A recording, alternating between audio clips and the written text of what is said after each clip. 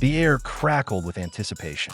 Just when the WNBA seemed poised to finally grasp true mainstream sports relevance, riding the meteoric rise of Caitlyn Clark, they've managed to stumble spectacularly, tripping over their own shoelaces and landing face first.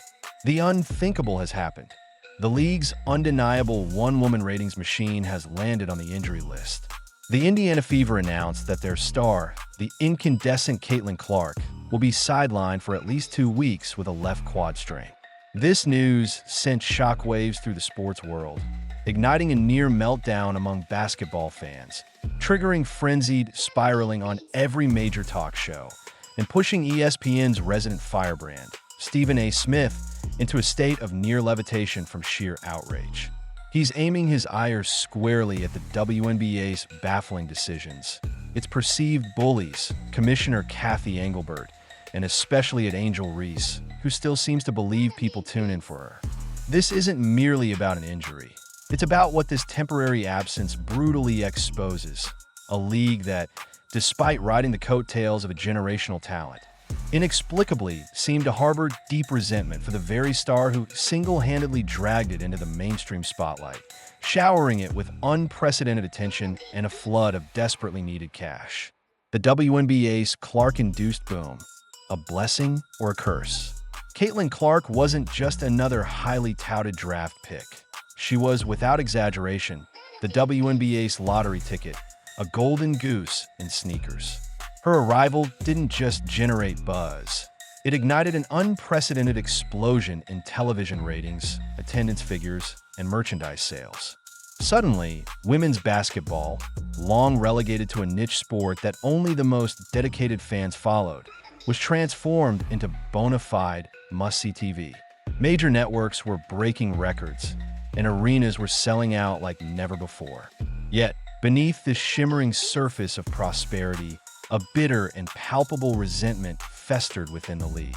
Veteran players, many of whom had toiled for years in relative obscurity, pushing the league forward inch by painstaking inch, watched with a mixture of awe and anger as a young white girl, fresh out of college, garnered all the attention, the accolades, and the sudden influx of marketing dollars.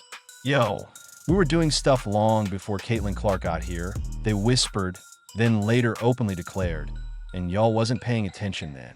But now the young white girl comes along, and y'all want to shower all of this praise and attention that was earned before she ever came along."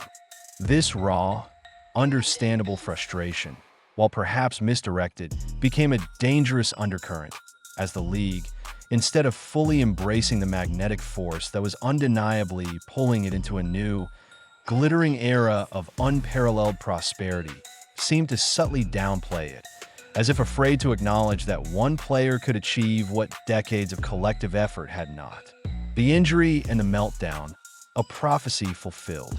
Now, the chilling prophecy that Stephen A. Smith has been shouting from the rooftops, often to deaf ears, is unfolding with brutal clarity. Clark reported significant pain in her leg after a tough loss to the New York Liberty last Saturday. She underwent an MRI, and the diagnosis on Monday confirmed the dreaded quad strain, sidelining her for a minimum of 2 weeks. The basketball world reacted with a collective gasp, quickly spiraling into a full-blown meltdown. Talk shows descended into chaos, and Stephen A. Smith, ESPN's resident hype machine, didn't just comment. He went DEFCON 1, articulating the frustration that countless fans were feeling. The immediate financial hit was, and continues to be, devastating. TV ratings are already sinking like a stone in a vast ocean, and the energy that once crackled around WNBA games has dissipated. This isn't merely about the Indiana Fever missing a star player. This is about the WNBA losing its entire gravitational pull. Major matchups, once slated to draw millions of viewers, including the highly anticipated and often dramatic rematch with Angel Reese, are suddenly kaput. The league, in its desperate attempts to project an image of everything's fine, is watching its newfound product collapse faster than Angel Reese's layup. The celebration of rising popularity has been cut tragically short, and a harsh lesson is being learned. Be careful what you wish for, especially when you're not ready to handle the consequences of sudden, overwhelming success. Stephen A. Smith, the unheeded oracle. From the very moment Caitlyn Clark stepped onto a WNBA court, Stephen A. Smith has stood as the lone, unheeded voice of reason in a room filled with noise, resentment, and a baffling amount of denial. While others tiptoed around fragile egos, clung to outdated narratives, or simply pretended that Clark wasn't the driving force behind the league's surging popularity, Smith was relentlessly calling it like it is. He was armed with irrefutable data, the cold, hard receipts that shredded every bad take and poor decision leading to this moment. "Oh, you think the league can survive without Caitlyn Clark?" he thundered, his words echoing across airwaves. Cool story. Bro, check the numbers and try not to cry. And the numbers, indeed, didn't lie. Thanks to Clark, the Indiana Fever soared to the top of the league in attendance, both at home and on the road, averaging a staggering 17,035 fans at home and over 15,000 on the road. For other teams were so inundated with demand that they actually moved their home games to bigger arenas just to accommodate the throngs of fans eager to witness Clark's magic. Attendance for the entire league skyrocketed by nearly 50% last year, with Indiana's numbers alone up a mind-boggling 319% from the previous year. But the most damning evidence lay in the viewership. Clark's games this year were pulling an average of 1.178 million viewers. When she's out, that number plummets to a mere 394,000. That's not just a drop. It's a 3 times crater in viewership, a plunge off a cliff. Smith knew the WNBA was fumbling every golden opportunity, quietly downplaying Clark's impact, as if she wasn't the sole, undeniable reason their direct deposits were hitting on time. He has watched, frustrated, as Cheryl swoops through more shade than a beach umbrella, and Angel Reese seemingly couldn't resist turning every moment into her personal audition for America's next jealous teammate. The commissioner, Kathy Engelbert, meanwhile, seemed to embody a strategy that could be summed up as, thanks for the ratings, I guess. It's like finding a genie in a bottle and wishing for a slightly larger bottle. Now, with Clark sidelined, Stephen A. is quite literally yelling, "I told you so," from the rooftops, and honestly, he's earned every decibel of that righteous fury. The deeper malice, targeting, and negligence.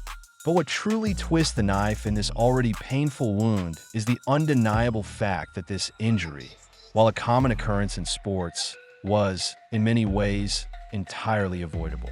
Caitlyn Clark, the league's most valuable asset, has been subjected to a relentless barrage of cheap shots, flagrant fouls, and borderline assaults since the moment she stepped onto the court. These hits, often brutal and clearly intentional, wouldn't look out of place in an NFL highlight reel. Yet the WNBA's response has been nothing short of a dismissive shrug. It's part of the game, they've muttered, hiding behind vague statements and toothless penalties. This isn't just a tough break. It's an alarming pattern that borders on negligence, if not outright malpractice. While the league stands idly by, allowing its undisputed golden goose to take a beating night after night, Stephen A. Smith and countless fans like him are probably breaking their remote controls at home, screaming, "Protect her!" He's watched in exasperation as the one player single-handedly keeping the league afloat gets treated like just another newcomer. Instead of the generational star, she undeniably is. This isn't merely disappointing. It's a profound failure of leadership, a catastrophic misjudgment of priorities that threatens to unravel everything Clark has built. The 2.2 million average viewers who tuned in to watch Clark and the Fever take on the Liberty, peaking at a staggering 3.2 million, numbers previously unheard of for the WNBA, are now left wondering why the league did so little to safeguard its biggest draw. This kind of pull during a regular season game is unheard of, and yet without her, those numbers are destined to drop like a rock, leaving marketing executives scrambling to explain the void to sponsors who are now watching and judging with intense scrutiny. The fallout, a league in crisis. The fallout from Clark's sidelining has been immediate, visceral, and brutally illuminating. Her furious and fiercely loyal fan base is already mobilizing, with many openly pledging to boycott games until her return. Social media feeds are flooded with posts from fans declaring they won't watch another second of WNBA basketball until Clark is back on the court. And who can possibly blame them? If you started tuning in, planning your evenings, and buying merchandise specifically because of Caitlyn Clark, why would you continue to stick around when she's not there? As one fan eloquently put it, watching a WNBA game without Clark is like ordering a delicious, piping hot pizza and getting handed a lukewarm, uninspired salad. The excitement is gone, the flavor's gone, the very thing that made it special, the magnetic traction, simply isn't there anymore. The stadiums that were once packed to the rafters for fever games now face a grim reality. All those pre-sold tickets are now half the price, and entire sections of the arenas remain stubbornly unsold. The league that last year saw 6 different television partners set viewership records for their highest-viewed WNBA games, every single one of which included the Indiana Fever, is now staring into a devastating void. The prophecy of plummeting viewership is already unfolding, and the financial ramifications are immediate and severe. This isn't just an Indiana team missing a player. It's the WNBA losing its entire gravitational pull, an undeniable force that was finally pulling in new eyeballs and unprecedented revenue. Missed opportunities and unlearned lessons. What makes this entire situation so profoundly frustrating, so utterly infuriating, is the glaring fact that it didn't have to be this way. This crisis is largely a self-inflicted wound, a direct result of the league's baffling failure to acknowledge, protect, and adequately market its biggest star. From day one, it was blindingly clear that Clark was the engine driving this entire operation, the golden goose laying solid gold eggs of viewership and revenue. Instead of celebrating her rise, instead of launching a full-scale marketing blitz that leveraged her undeniable appeal, the WNBA chose to downplay her impact. They acted as though her unprecedented success was some fluke, some temporary anomaly, or, even worse, something to be embarrassed about.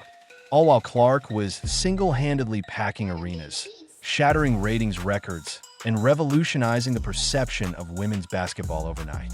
Now that she's out, all the people who scoffed at her impact, who whispered about resentment and deserved attention, are about to learn the hard way just how profoundly wrong they were.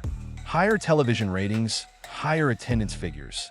These don't materialize out of thin air, courtesy of some vague league effort. They come courtesy of players, and in her case, the most popular player, period. The league should have recognized her unparalleled ability to help their bottom line from day one and maximized it. Instead, they treated her like a regular bird, ignored the fact that charter flights were happening because of her, that ratings were soaring because of her, and now, the reckoning is at hand. Conclusion. Defining the future of the WNBA. Caitlyn Clark wasn't just good for the league. She was revolutionizing it. People who had never given the WNBA a second glance were suddenly tuning in. Entire families were planning summer vacations around fever games, buying jerseys, and discussing the sport with a newfound passion. But with her sidelined, those same fans are already checking out, their newfound interest waning with each Clark-less game. Stephen A. Smith, with his unwavering conviction, understands precisely what is truly at stake here. This isn't merely about a twisted ankle or a pulled muscle.